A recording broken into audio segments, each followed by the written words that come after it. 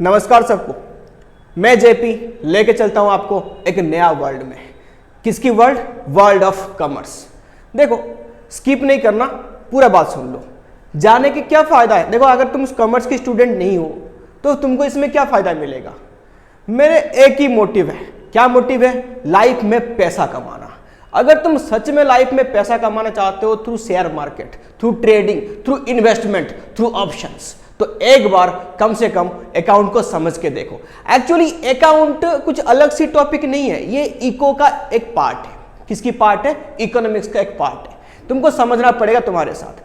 Chapter में starting से पढ़ाऊंगा, बिट बाय बिट पढ़ाऊंगा, एक चीज भी नहीं छोड़ूंगा। मेरे को फॉलो करते रहो साथ साथ में, और हर हिंट में मैं आपको मार्केट की तरफ ले चलूंगा जहां पे तुम देख सकते हो, कमा सकते हो बहुत सारे पैसा। ठीक है? Accounting chapter 1, accounting class 11th शुरू से पढ़ेंगे, शुरू से जानेंगे, शुरू से समझेंगे कि अकाउंटिंग क्या होता है। ऐसा मौका बार बार हाथ से नहीं छोड़ना। अकाउंट को इतनी अच्छी मौका तो तुमको मिल रहा है कि समझने के लिए। तुम भले ही कॉमर्स की स्टूडेंट एक बार को ना हो, बट पक्का अगर तुमको लाइफ में सच में पैसा कमानी है तो अकाउंट को समझ जाना। ठीक है, चलो शुरू करो। Accounting is the art of recording, classifying, summarising transactions and events which are in part at least of the financial in character and interpreting the result thereof। इसका क्या मतलब है? अकाउंटिंग क्या है? अकाउंटिंग एक रिकॉर्ड करने की कला है, क्लासिफाइंग करने की कला है, समराइजिंग करने की कला है। बट यहां पे एक चीज बड़ा ध्यान से सुनना, सच में अकाउंटिंग क्या है? अकाउंटिंग कुछ रिकॉर्डिंग है, कुछ क्लासिफिकेशन है, या कुछ समराइजेशन है? यानी ये कुछ भी नहीं है, ये एक इमोशन है, ये एक फीलिंग है which need to celebration with cash। इसका क्या मीनिंग है? सुनो, इसका मीनिंग ये है, अकाउंटिंग एक कला है, रिकॉर्डिंग करने का कला है, उसको क्लासिफाई करने का कला है, और उसको क्या करना, समराइजिंग कैसे करते हैं। नहीं, बहुत सारे ट्रांजैक्शन एट ए टाइम में, एक वन टाइम में प्रॉफिट लॉस कैसे निकाल के दिखा सकते हो, तो ये उसकी कला है। एंड आगे transactions and events which are part at least, यानी कौन सी ट्रांजैक्शन को, यानी जो फाइनेंशियल इन नेचर होगा। यानी फॉर एग्जाम्पल मैं यहां पे समझाता हूं। ट्रांजैक्शन जो है वो बहुत टाइप की होती है। मेनली हम इसको दो पार्ट में डिवाइड करते हैं। कौन सी? Economic and non economic. यानी जिस ट्रांजैक्शंस में, जिस लेन देन में पैसा इन्वॉल्व हो उसको हम क्या बोलते हैं? इकोनॉमिक। एंड जिसमें पैसा इन्वॉल्व ना हो इसको हम क्या बोलेंगे? Non economic. अकाउंटिंग किसको रिकॉर्ड करेगा? जिसका कोई ना कोई मनी वैल्यू हो। इसलिए यहां पे क्या लिखा गया? Those transactions which are financial in character, जिसकी कैरेक्टर, इसकी फीचर क्या हो? फाइनेंशियल से इंक्लूड हो, यानी जहां पे पैसा इंक्लूड हो। फॉर एग्जांपल, तुमने अपनी दोस्त से कुछ बातें ऐसी कही, गॉसिप करा कुछ, तो उसकी कोई फाइनेंशियल वैल्यू है क्या? ना तुम्हारे दोस्त ने तुमको पैसा दिया, ना तुमने उसको पैसा दिया, कुछ तो है नहीं ऐसे। तो वो चीज यहां पे रिकॉर्ड नहीं हो सकते। किसकी? अच्छी quality, honesty, hard working, they don't have any money value, so they can't be recorded in the books of account. तो उसको हम बुक्स ऑफ अकाउंट में क्या करेंगे? रिकॉर्ड नहीं कर पाएंगे। तो बात समझ में आई? यानी जो ट्रांजैक्शन पैसे की इन्वॉल्वमेंट होगा, तो उसको हम क्या करेंगे? बुक्स ऑफ अकाउंट में रिकॉर्ड करेंगे। उस रिकॉर्ड करने की जो कला है, उसको क्लासिफाइंग करने की जो कला है, उसको समराइज करने की जो कला है, उसको हम क्या बोलते हैं? अकाउंट बोलते हैं। ठीक है। फीचर्स ऑफ अकाउंटिंग क्या है? Features, identifying the financial transaction. पहले तुमको आइडेंटिफाई करना पड़ेगा जो बहुत सारे ट्रांजैक्शन हुए हैं उसमें कौन सा फाइनेंशियल इन नेचर है, ताकि उसको तुम मनी टर्म में एक्सप्रेस कर सको। Accounting record only those transactions and events which can be measure in terms of money, जिसको पैसे में मेजर कर सकते हैं। मेजरिंग द फाइनेंशियल ट्रांजैक्शंस, यानी अकाउंट, पहले तुमने क्या कर दी? आइडेंटिफाई कर दी कि कौन सा फाइनेंशियल है, कौन सा नॉन फाइनेंशियल है। जो नॉन फाइनेंशियल है उसको निकाल दो, जो फाइनेंशियल है उसको ले लो रिकॉर्ड करने के लिए। अब ये मेजर करेंगे कि जो हमने फाइनेंशियल ट्रांजैक्शन लिया वो कितनी पैसे का है। And accounting measure the financial transactions in terms of currency और common measurement. For example, India में क्या चलती है करेंसी? Indian rupees. यूएसए में क्या चलेगी? डॉलर। यानी हमारे यहाँ पे जो इंडिया में ट्रांजैक्शन हुआ वो कितने इन टर्म्स ऑफ इंडियन रुपीज है उसको मेजर करेंगे। 1000 रुपए का है, 10,000 रुपए का है। देखो फॉर एग्जांपल, तुमने परचेज करी एक ट्रक। क्या परचेज करी? ट्रक परचेज करी अपने बिजनेस की ट्रांसपोर्टेशन के लिए। ठीक है। वो ट्रक तुम्हें बुक्स के अकाउंट में क्या रिकॉर्ड करनी है कि वो ट्रक 10 लाख की है, ये रिकॉर्ड करनी है ना। ये रिकॉर्ड करनी है वो ट्रक की जो लंबाई है वो 6 फीट है और जो हाइट है उसकी 4 फीट है। ऐसे रिकॉर्ड करोगे क्या? नहीं, ऐसा नहीं हो सकता। इन टर्म्स ऑफ मनी में रिकॉर्ड होगा, क्योंकि हम क्या कर रहे हैं? फाइनेंशियल ट्रांजैक्शन को रिकॉर्ड कर रहे हैं।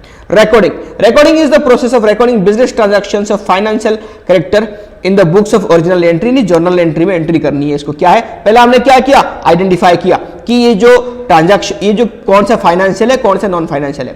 फिर हमने क्या किया, मेजर किया जो फाइनेंशियल ट्रांजैक्शन है वो कितनी पैसा का है, फिर इसको क्या करेंगे, हमने रिकॉर्ड करा कहां पे, जर्नल बुक में इसको रिकॉर्ड कर दिया। क्लासिफाइंग, क्लासिफाइंग क्या है, it is a process of grouping transactions और entries one nature at one place. यानी यहां पे क्या है, यानी जो सारे सेम टाइप की ट्रांजैक्शन है, फॉर एग्जांपल हम पूरे महीने में, पूरे साल में, या जो भी तुम्हारा अकाउंटिंग ड्यूरेशन होगा उसमें बहुत सारे ऐसे ट्रांजैक्शन हुआ होगा, कुछ सामान हमने परचेज करा होगा, कुछ को सेल करा होगा, कुछ को एक्सपेंसेस होगी, कुछ रेंट पे करा होगा। यानी जो टाइप की ट्रांजैक्शन बार बार है, यानी हमने 4-5 बार परचेज किया तो इसको परचेज के अकाउंट में डालेंगे, किसको हमने सेल करा तो सेल्स के अकाउंट में डालेंगे, कि हमने एक्सपेंसेस रेंट पे करा तो रेंट के अकाउंट में डालेंगे। यानी जो जो सारे एक्सपेंसेस, परचेज, सेल्स अलग अलग हेड है, सबको अलग अलग हेड में डालेंगे, जिसको हम क्या बोलते हैं, लेजर एंट्री बोलते हैं। किसको बोलते हैं, लेजर एंट्री। एक बार यहां पे मैं बोल देता हूं, ध्यान से सुनना। हमने यहां पे जर्नल एंट्री की बात की थी, फिर यहां पे किसकी बात करते हैं, लेजर एंट्री की बात कर रहे हैं। जर्नल टू लेजर जाने की जो प्रोसेस है, हम इसको क्या बोलते हैं, पोस्टिंग। क्या बोलते हैं इसको, पोस्टिंग। ये इंपोर्टेंट है, एग्जाम में पूछेगा, ध्यान देना, ठीक है। तो पहले क्या हो गया, आइडेंटिफाइंग, मेजरिंग, रिकॉर्डिंग, फिर क्या हो गया, क्लासिफाइंग। फिर नेक्स्ट आ जाओ, summarising. This involves presenting the classified data in a manner which understandable and useful for internal as well as external use. यानी लास्ट में तुमने जो सारे डाटा को कलेक्ट किया, उसको मेजर किया, उसको पोस्टिंग कर दी, फिर लास्ट में ऐसे समराइज कर दो, यानी प्रॉफिट एंड लॉस निकाल दो उसको, ताकि वो क्या हो जाए, किसी को भी देख के समझ में आ जाए, अच्छा पूरा बिजनेस में पूरे साल में इतने काम किया, हमारा सेल्स इतना हुआ, माइनस कर दिया हमने परचेज इतना हुआ था, एंड ऑफ द ईयर हमारा प्रॉफिट या लॉस इतना हुआ है। यानी एक समराइज मतलब क्या है, the way of presentation which is understandable to everyone, ठीक है। तो यहां पे देखो, तो क्या क्या करेंगे इसमें हम करेंगे डुअल बैलेंस का मतलब क्या होता है, ये होता है trial balance, TV trial balance. यानी ये एक हेड ऑफ अकाउंट है, यानी कौन सा अकाउंट डेबिट है और कौन सा अकाउंट क्रेडिट है, यहां पे दिखता है, बट ये इतना काम का नहीं आता। अब आगे देखो, एक्चुअली बिजनेस की परफॉर्मेंस को मेजर करने के लिए हम क्या करते हैं, हम पहले ट्रेडिंग अकाउंट बनाएंगे, फिर बनाएंगे profit and loss account, and at last हम क्या बनाते हैं, बैलेंस शीट। ये भी बता दो, ट्रेडिंग अकाउंट क्या आता है, जीपी दिखाता है। ट्रेडिंग अकाउंट में क्या दिखता है, हम GP. Profit and loss account में क्या देखते हैं, हम नेट प्रॉफिट। और जो बैलेंस शीट है ये क्या शो करता है, ये शो करता है फाइनेंशियल पोजीशन। क्या शो करता है, फाइनेंशियल पोजीशन, ये शो करता है, ठीक है। नंबर 6 पे आ जाओ, क्या है ये, एनालाइज एंड इंटरप्रिटेशन। तुमने यहां पे जो चीज को एनालाइज कर दिया, इंटरप्रेट कर दिया, उसको हम क्या करना, उसको क्या दोबारा इसको एनालाइज करना। तुमने समराइज किया था, तुमने रिकॉर्डिंग किया था, इसको एनालाइज करो। The users of the financial data so that they can make meaningful judgement for the profitability. यानी इसका क्या मीनिंग है, अगर यहां पे तुमने कोई डाटा को, यानी जो यूजर्स होते हैं अकाउंट की, तो उनको प्रॉपर तुमने डाटा कैलकुलेशन करके उनको प्रोवाइड करवा दी, तो वो अपनी अकॉर्डिंग उसको क्या कर सकते हैं, मीनिंगफुल जजमेंट ले सके, ताकि परचेज कितनी करनी है, मार्केट की डिमांड अभी कितनी है, कितने प्राइस में सेल करनी है, ताकि प्रॉफिट अच्छी खासी हो, ये सब।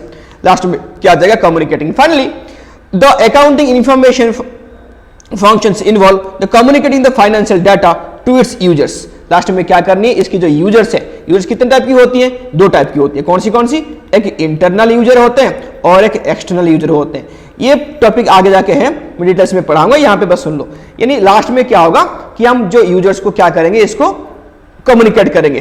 यानी दिखा किसको क्या चाहिए, ये यूजर्स के हिसाब से डिफर करता है कि कैसे कम्युनिकेट उनको करनी है, अभी हम पढ़ने वाले हैं। तो साथ के साथ फीचर्स हो गया तुम्हारे पास, एक बार दोबारा देख लेना, याद कर लेना, फिर लिख लेना। फिर नेक्स्ट आ जाओ, लिमिटेशन ऑफ अकाउंट। क्या आ गया, limitation of account. Accounting is not fully exact. Account क्या है, फुल्ली एग्जैक्ट है नहीं।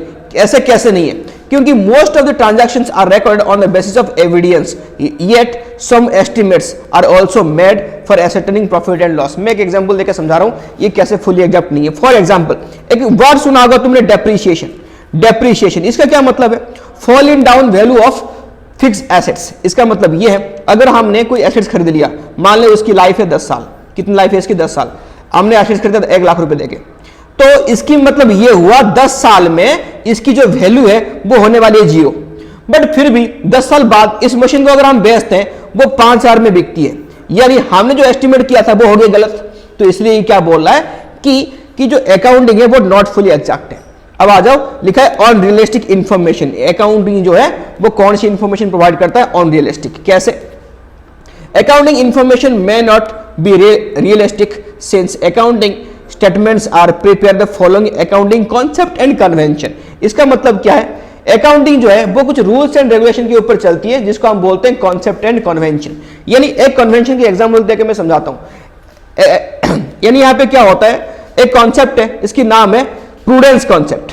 प्रूडेंस कॉन्सेप्ट क्या बोलते हैं इसको, प्रूडेंस कॉन्सेप्ट। तो प्रूडेंस कॉन्सेप्ट क्या है, ये कॉन्सेप्ट हमेशा बोलता है कि do not anticipate future profit, always prepare for future losses. यानी एज ए बिजनेसमैन तुमको हमेशा क्या करना पड़ेगा, फ्यूचर की जो प्रॉफिट के लिए एंटिसिपेट नहीं करना हमेशा, बल्कि प्रिपेयर होना फ्यूचर के लॉस के लिए।